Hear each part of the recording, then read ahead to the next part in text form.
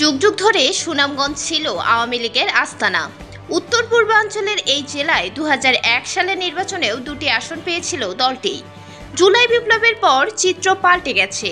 গণহত্যাকারী দলটির নাম আর কেউ মুখে নিতে চান না। সুবর্ণ সুযোগ তৈরি হয়েছে জাতীয়তাবাদী ও ইসলামপন্থীদের জন্য। নির্বাচনের ডামাডোল শুরু হওয়ার পর সুনামগঞ্জের 12টি উপজেলা নিয়ে গঠিত 5টি আসনে ব্যাপক তৎপর বিএনপি ও জামায়াত নেতারা। তবে ইসলামী আন্দোলন সহ অন্য ইসলামী দল এবং ছাত্র তরুণদের নতুন দল জাতীয় নাগরিক পার্টি ও আমার বাংলাদেশ পার্টির নেতাকর্মীরা এখনো সরব হননি। নির্বাচনী মাঠে নেই তাদের কোনো কার্যক্রম।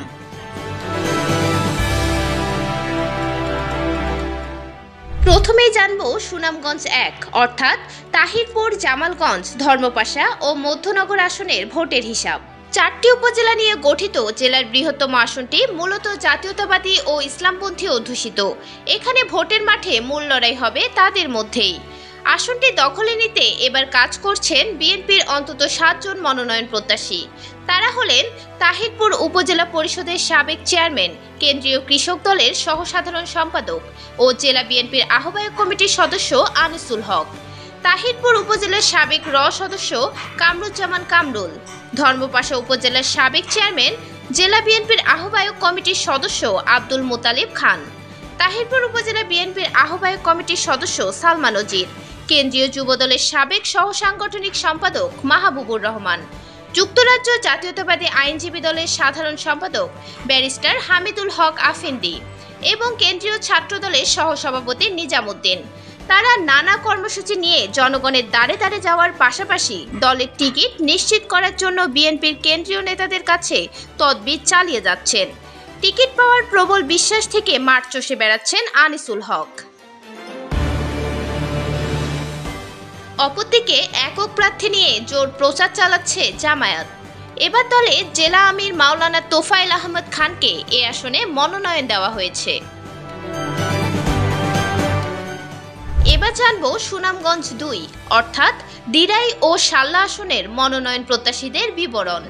হিন্দু ধর্ম অবলম্বী অধ্যুষিত এই আসনে দশকের পর দশক কবজা করে রেখেছিলেন আওয়ামী লীগ নেতা প্রয়াত সুরঞ্জিত সেনগুপ্ত। মৃত্যুর পর নামকা ওয়াস্তে এলাকাটি দখলে রাখেন তার স্ত্রী ডক্টর জয়া সেনগুপ্তা। কিন্তু জুলাই বিপ্লবের পর তিনিও পালিয়ে যান। এবার জনগণের প্রার্থীর হাতে ক্ষমতা ফিরিয়ে দেওয়ার জন্য আপ্রাণ চেষ্টা চালাচ্ছেন বিএনপি ও জামায়াতের প্রার্থীরা। তবে এই আসনে মাঠে সবচেয়ে বেশি সাড়া ফেলেছেন ইসলামী ছাত্র শিবিরের সাবেক সেক্রেটারি জেনারেল ও সুপ্রিম কোর্টের আপিল বিভাগের আইনজীবী মোহাম্মদ শিশির মনির। জামায়াত তাকে মনোনয়ন দিলেও সৃজনশীলতা ও জনসেবামূলক কার্যক্রমের মাধ্যমে ইতোমধ্যে ব্যক্তির ভাবমূর্তিকে দলের ঊর্ধ্বে নিতে সক্ষম হয়েছেন। এদিকে হিন্দু ভোটারদের পুঁজি করতে কৌশলগতভাবে জাতীয় নাগরিক পার্টির কেন্দ্রীয় নেতা অনিক রায়কে প্রার্থী করার কথা ভাবছেন দলটি। বিভিন্ন কর্মসূচির মাধ্যমে মাঠে তৎপর হওয়ার চেষ্টা করছেন অনিক। এবার আসি সুনামগঞ্জ 3 অর্থাৎ জগন্নাথপুর ও শান্তিগঞ্জ আসনের কথায়। প্রবাসী অধ্যুষিত এই আসনে যুগ যুগ ধরে রাজত্ব করেছেন আওয়ামী লীগ নেতারা। পাশাপাশি শক্ত অবস্থান রয়েছে ইসলামপন্থীদের। এরই প্রভাবে 2005 সালের উপনির্বাচনে বিজয়ী হয়েছিলেন 4 দলীয় জোটের প্রার্থী জমিয়ত নেতা মাওলানা শাহিনুর পাশা চৌধুরী।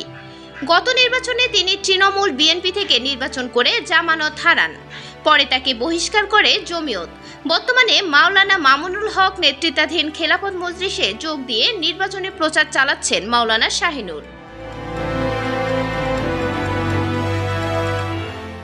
এবার ধানের শীষের প্রতীক পেতে দৌড়ঝাঁপ করছেন যুক্তরাজ্য বিএনপির সাধারণ সম্পাদক ও কেন্দ্রীয় নির্বাহী কমিটির সদস্য এম কয়সর আহমদ। জেলা বিএনপির হ্যাভিওয়েট 2 নেতা ফারুক আহমদ ও আনসার উদ্দিন তার পাশে থাকায় ভোটের মাঠে ছড়াচ্ছে উত্তাপ। এছাড়া শিক্ষা ও সংস্কৃতিতে এগিয়ে জাতীয়তাবাদী আইনজীবী ফোরামের যুক্তরাজ্য শাখার প্রতিষ্ঠানকালীন সভাপতি ও জেলা বিএনপির সাবেক সহসভাপতি ব্যারিস্টার আনোয়ার হোসেনও মাঠে তৎপর।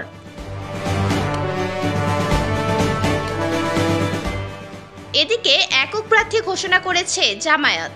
অ্যাডভোকেট ইয়াসিন খানকে অনেক আগে দলীয় টিকিট দেওয়ার বিভিন্নভাবে প্রচার চালিয়ে ইতোমধ্যে মাঠে সাড়া ফেলেছেন তিনি।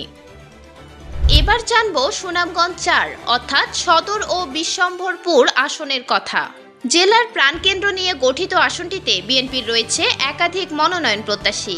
তাদের মধ্যে বেশি প্রভাব বিস্তার করতে পেরেছে জেলা বিএনপির সাবেক সাধারণ সম্পাদক অ্যাডভোকেট নুরুল ইসলাম নুরুল নেতৃত্বাধীন এবং জেলা ছাত্রদলের সাবেক সভাপতি ও জেলা বিএনপির আহ্বায়ক কমিটির সদস্য আবুল মনসুর শওকত নেতৃত্বাধীন পক্ষ। দুই পক্ষের দুই নেতা ছাড়াও এলাকায় চষে বেড়াচ্ছেন জেলা বিএনপির সাবেক সহসভাপতি ও আহ্বায়ক কমিটির সদস্য দেওয়ান জয়নুল জাকিরিন, যুক্তরাজ্য বিএনপির সহসভাপতি গোলাম রব্বানী সোহেল, জেলা বিএনপির আহ্বায়ক কমিটির সদস্য ও জাতীয়তাবাদী আইনজীবী ফোরামের কেন্দ্রীয় কমিটির আন্তর্জাতিক বিষয়ক সম্পাদক ব্যারিস্টার আবিদুল হক। এদিকে জামায়াতে ইসলামী একক প্রার্থী ঘোষণা করেছেন জেলা শাখার নায়েবে আমির অ্যাডভোকেট শামস উদ্দিনকে। সবশেষে জানবো সুনামগঞ্জ ৫ অর্থাৎ ছাতক ও দোয়ারাবাজার আসনের কথা।